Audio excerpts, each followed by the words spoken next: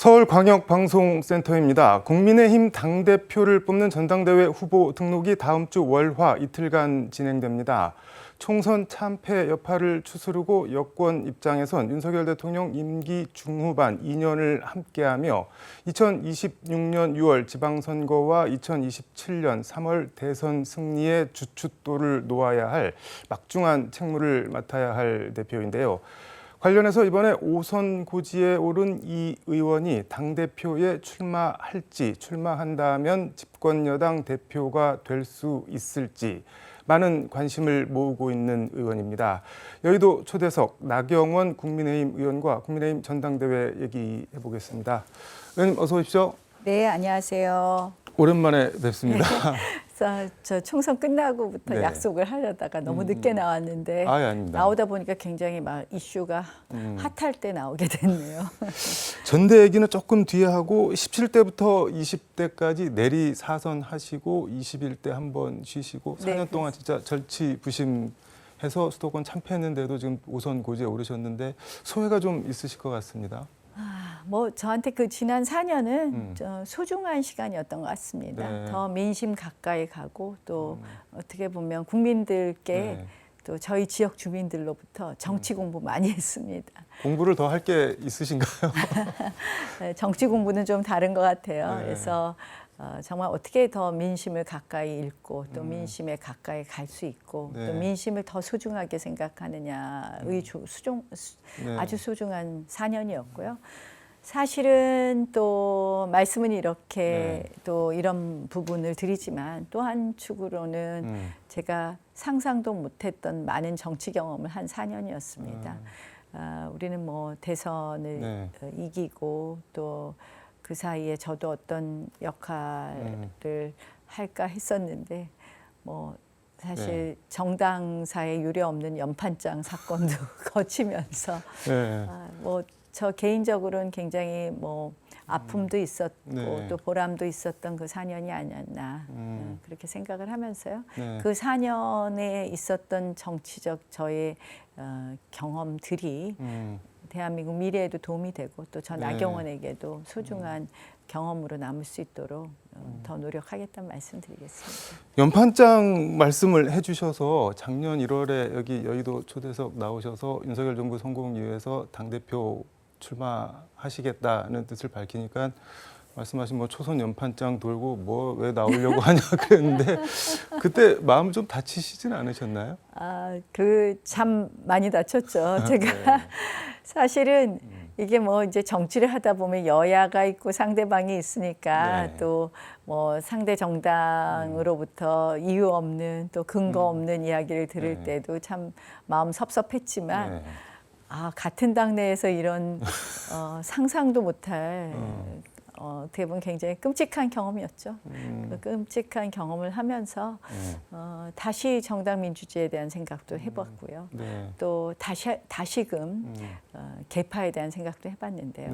저는 뭐 사실은 제가 언제든지 뭐 이렇게 어디 줄 서는 것보다는 늘 제가 국민에게 줄 서겠다라는 마음으로 정치를 해왔습니다. 그래서 뭐 제가 친이, 친박 이런 것도 한 번도 안 해봤고 역시 친윤도 안 해봤고요. 그러다 보니까 뭔가 좀 천천히 온 것 아닌가 이런 생각들도 하시겠지만 또 그랬기 때문에 수도권 5선 중진 의원이 되지 않았을까 이런 생각도 해봅니다. 그래서 그 연판장 사건은 아주 끔찍한 기억이었다. 근데 그때는 뭐 약간 뭐 비윤, 반윤의 뭐 선두 뭐 이런 분위기가 약간 있었는데 지금은 또 완전히 좀 달라진 것 같습니다, 분위기가. 뭐 그 저는 사실은 그건 무슨 뭐 분위기가 달라졌다고 그러시는 게 뭐 친윤이 지원한다 안 한다 뭐 이런 기사들이 막 나오는데요. 용산에서 당대표 되기 원한다 뭐 그런 얘기도 나오고. 뭐 제가 늘 얘기를 해요. 표를 얻는 사람은 친윤표, 비윤표, 뭐 반윤표, 친한표, 반한표, 뭐 어디 표에 꼬리표가 있나요? 다 받는다. 누구 표도 가리지 않는다. 그래서 저는 사실은 뭐 지금 막판 고민 중인데 좀 그런 부분에 대해서는 제가 뭐 개의치 않겠다라는 말씀 드리고요. 좀 이제는 좀 정치가 그런 것 좀 넘어가야 되는 거 아닙니까? 뭐 친윤이니 뭐니 그런 것들이요. 이게 이제 다 불안하니까 어디 줄 서고 싶어하고 막 그러면서 카테고라이징 어딘가 그룹에 속하고 싶어하고 네. 그리고 어딘가 그룹화하는 건데 정치를 할 때 어떤 중요한 이슈에 대한 네. 또 생각에 대한 그룹핑은 좋은데 이렇게 사람에 대한 그룹핑은 전 바람직하지 않다 이렇게 생각합니다.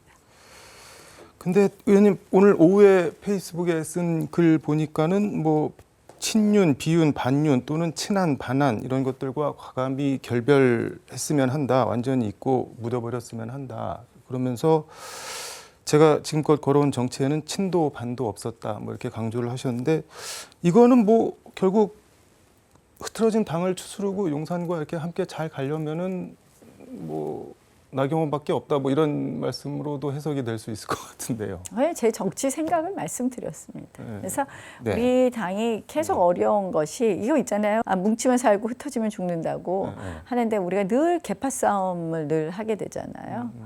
그래서 이제 그런 걸 좀 지양하자 이런 뜻이고요. 네. 뭐 민주당도 또 친명, 뭐 비명하다가 네. 비명들은 다 비명 행사했다고 지난번 선거 때 그러는데 네. 이게 결국 건강한 민주주의가 안 되기 때문에 굉장히 바람직하지 못하다 이렇게 생각합니다. 근데 제가 페이스북에 의원님이 쓴 글 중에 조금 뭐랄까 인상적이었던 게 그러니까 원팀 강조하면서 연대 통합만이 이재명의 민주당으로부터 국민과 대한민국을 지키는 길이다 이렇게 쓰셨는데 이재명의 민주당으로부터 대한민국을 지켜야 한다. 이거는 뭐 이재명 대표가 약간 뭐 대한민국에 해악을 끼치는 존재 뭐 그런 말씀인가요? 어떤 건가요? 뭐 지금 그러니까 저는 네. 원래의 민주당은 그렇지 않았는데 지금의 이재명의 민주당은 네. 정말 민주정당이 맞나 하는 생각이 듭니다. 지금 이재명 민주당은 네. 사실 제가 이제 의회 오랜만에 돌아와서 굉장히 안타까운 것이요. 의회 민주주의를 완전히 망가뜨리고 있습니다. 국회라는 것은 소수의 의사도 같이 존중하고 그러한 의사들을 다 모아서 하나의 하나의 안을 만들어가는 것이고 그래서 국회에서는 합의 정신이 다수결보다 우선입니다. 그냥 수가 많다는 이유로 민주당이 마음대로 합니다. 이거는 다수의 횡포라고 볼 수 밖에 없고요.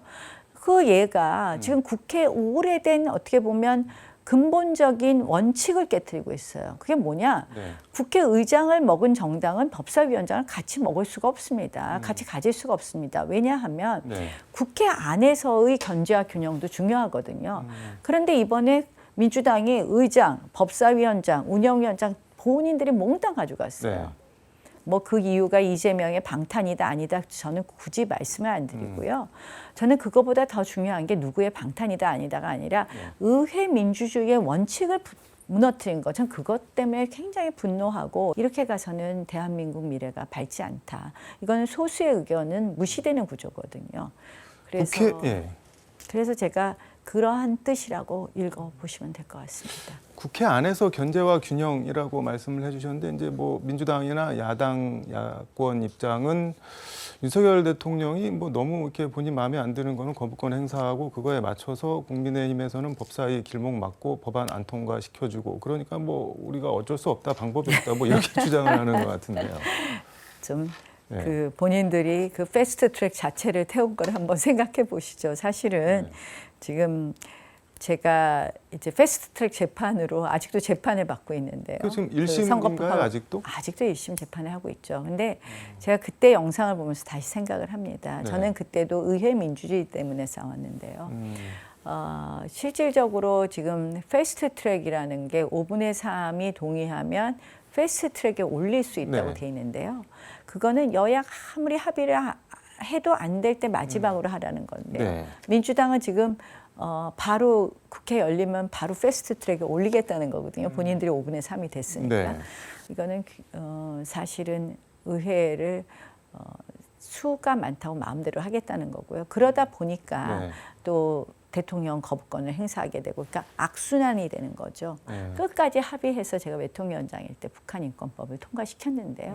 이렇게 굉장히 북한인권법 하면 이념적으로 굉장히 다를 수 있는 법안임에도 불구하고 합의 처리를 했습니다. 저는 이 민주당이 또 우리 당이 다수당이 돼도 마찬가지라고 생각하는데요. 그런 노력을 해야지 그게 국회다라고 생각을 합니다.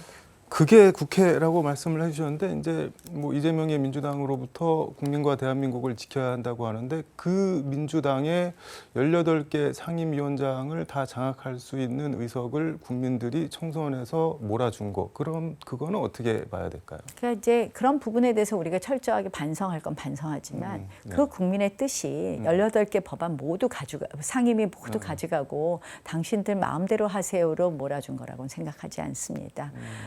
의석수는 또 물론 많은 차이가 나지만 네. 국민 지지율은 5% 차이입니다. 그러니까 이게 지금 선거제도가 잘못되어서 네. 사실은 이 국민들의 마음이 제대로 의석수에 반영이 안 되기 때문에 사실은 중대선거구제를 저희는 고민해 봐야 된다고 저는 생각하는데요. 결국은 그 마음이 무엇일까? 저는 민주당이 네. 그 마음을 존중하지 않는다면 이렇게 일방적으로 국회를 끌고 간다면 네. 오히려 또 민주당도 국민들에게 심판받지 않을까 이렇게 생각합니다. 오프닝에서 잠깐 언급을 했는데 다음 지방선거 대선 주주도를 놔야 되는데 차기 국민의힘 당대표의 뭐 자질, 역량 어떤 게 제일 중요할까요? 뭐 지금은 워낙 당이 네. 뭐 정말 이렇게 제대로 쓰지 못하는 그런 모습이 된 것 같습니다. 네. 민심 잘 모으고 또 음. 우리 정부 좀 잘할 수 있게 하고 네. 그래서 국민 마음, 네. 국민 사랑 다시 받고 신뢰 다시 받는 게 타기 당대표가 해야 될 일 아니겠습니까? 원외 대표 불가론 말씀을 하셨는데 뭐 불가론이라기보다는 네. 한계론 같은 한계론. 거겠죠. 네. 근데 두 가지 반론이 있는 것 같은데 일단 하나는 뭐 한동훈 위원장 같은 경우는 아니 비대위원장으로 모셔올 때는 언제고 이제 당 대표는 안 된다는 거냐. 뭐 일단 이런 반론이 하나 있는 것 같습니다. 뭐 이제 이 선거 때하고 네. 지금은 이제 평시 당대표이기 때문에 좀 다르게 봐야 된다는 그런 이야기였고요. 이 부분에 대해서는 제가 자꾸 왈가왈부할 거 없는 것 같아요. 왜냐하면 네. 뭐 제가 할 말은 너무 많아요. 뭐 우리가 역사적 경험부터 시작해서 네.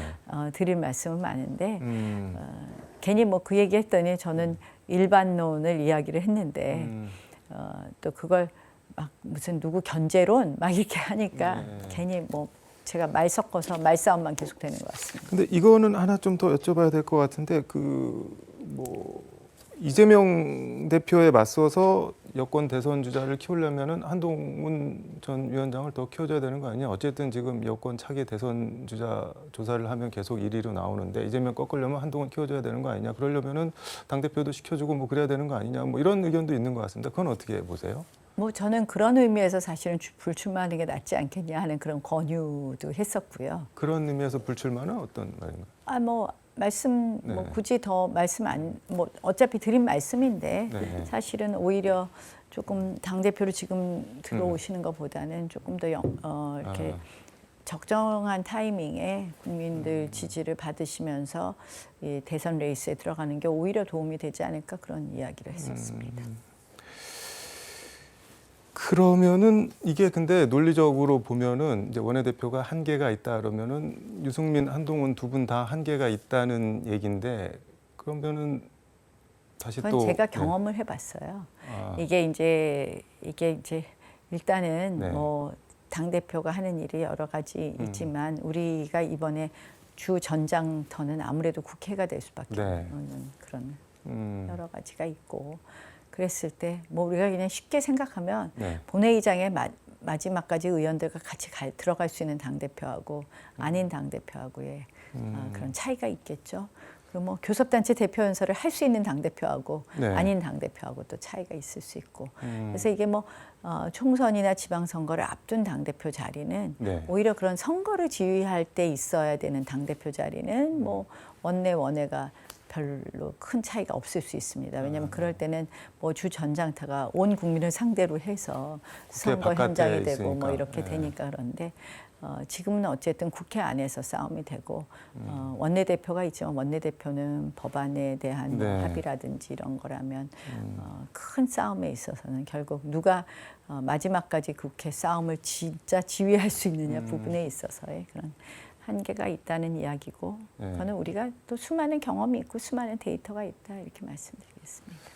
그럼에도 한동훈 전 위원장이 나올 것 같은데 어떻게 봐야 요새 될까요? 나온다고 기사가 계속 나오대요. 네. 네. 의원님도 안 나오시는 건 아니죠? 뭐 저도 이제 마지막 고민 중입니다. 네. 그럼 나온다는 전제 하에 지금 상황 시국에서 왜 나경원이 국민의힘 당대표가 되어야 되는 건가요? 뭐 차차 말씀드릴게요. 차차 네, 언제 차차 말씀드릴게요. 제가 네. 뭐 그러니까 여러 가지 고민 중이고요. 네. 그냥 차차 말씀드릴게요. 나가게 된다면. 네.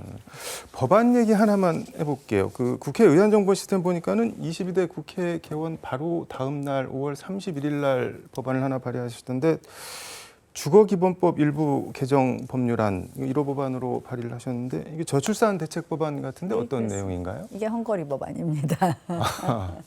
어쨌든 어쨌든 뒤늦게나마 많은 분들이 관심이 있어서 다행이지만 사실은 저출산 정책은요 한 가지만으로 절대 해결이 안 돼요. 이게 정책은 생애 주기로 쫙 다 있어야 되는데요. 네. 그 중에 하나가 이 출발을 하려면 주거 문제의 안정화가 제일 크기 때문에 주거 관련 법안입니다. 네. 그래서 결혼을 하겠다고 신혼부부가 오면 1% 20년 2억 원을 꿔드리자. 그래서 그걸 대출하면 그것으로 집을 전세를 하거나 또는 매입을 하거나 네. 하는데 보태서 쓰게 하는 거죠. 그래서 1% 20년 2억 원 대출이고요. 네. 아이를 하나 낳으면 이자 탕감, 둘 낳으면 원금 3분의 1 탕감, 뭐 이렇게 해서 넷 낳으면 원금 전액 탕감인데요. 결국 우리가 조사를 해보면 남자의 경우에는 결혼하지 못하는 이유가 주거를 1등으로 꼽고 있습니다. 그런 부분에 안정화를 하자는 거고 그거 하나로 해결하자는 건 아니고요. 한마디로 저출산 정책은 이제 생애 주기별로 주거, 일자리, 난임, 보육, 교육, 근로, 노동 환경까지 이렇게 한 틀의 정책 준비가 있어야 되고 그다음 플러스 이런 걸로 잘 안 되는데 이민 정책에 대해서 우리가 진짜 본격적으로 고민을 해야 되고요. 그다음 플러스 저는 혼인 제도, 가족 제도에 대한 고민이 있어야 된다고 생각을 합니다. 결국 이런 부분을 우리가 빠르게 준비해야 된다. 인구 구조가 변하는 거에 따라서 교육 문제는 어떻게 할 것이냐, 국방 문제는 어떻게 할 거냐, 산업 구조는 어떻게 지금 사실은요. 이거 지금 안 하면요 대한민국 미래가 없는데 국회에서 맨날 특검법 갖고 싸우니까 제가 또 속상한 거예요. 이게 뭐가 우선입니까 우리가? 정말 뭐 특검이 우선일까요? 난 정말 이 국회 오래간만에 와서 더 속상하더라고요. 일 좀 해보려고 그랬더니 맨 뭐 무슨 특검 하고 싸우고 있는데 저희요 이거 지금 아니 특검도 하고 그것도 하고 그러면 안 되는 건가요? 그걸로 맨날 날 세고 싸우고 있으니 국민들한테 욕먹을 만해요 저희가. 뭐 인구 위기, 예. 기후 위기에 대해서 지금 준비하지 않으면 늦습니다. 지금 네. 제가 이제 저출산 고령화 얘기하면 뭐 말씀드릴 게 뭐 몇 시간에 해도 더 할 얘기가 있는데 그럼 노동 문제는 어떻게 해결할 거냐? 야, 60세 정년을 연장을 하는 문제로 가야 돼. 그럼 고령자는 어떻게 하고 여긴 또 연금 문제하고도 관련이 되죠. 이런 모든 문제에 대해서 우리가 여야가 맞대고 밤을 새워서 일해도 너무 많은데 우리 그런 문제 해야 되는 거 아닙니까 지금? 그 말씀하신 헝가리 모델 그거는 제가 지금 기억하기로는 2022년 11월인가 12월인가 여의도 초생 나오셔서 그때도 말씀을 하셨는데 그때는 저 여권에서 아니 그거 왜 합의도 안 된 안을 그 얘기를 하냐 그래서 그것 때문에 잘렸잖아요 저출산 부연자. 지금은 분위기 좀 국정 많이 기조하고 반한다고 막 그러면서. 근데 지금 그렇게 가던데요 국정 기조가 제가 말한 대로. 왜 그렇게 많이 달라졌을까요? 아니 그러니까 뭐 그때 그냥 일종의 핑계였겠죠.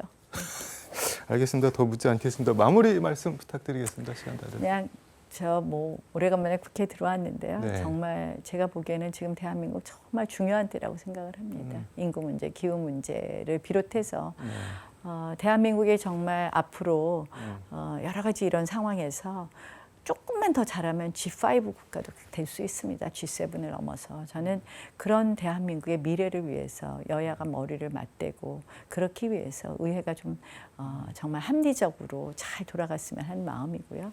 그런 일에 또 저도 늘 같이 하고 싶습니다. 그래서 출마 가부는 언제쯤 발표를 하실 건가요? 곧 결정하겠습니다. 곧 결정. 알겠습니다. 오늘 말씀 여기까지 듣도록 하겠습니다. 고맙습니다. 네, 고맙습니다. 지금까지 서울광역방송센터에서 나경원 국민의힘 의원과 함께 전해드렸습니다.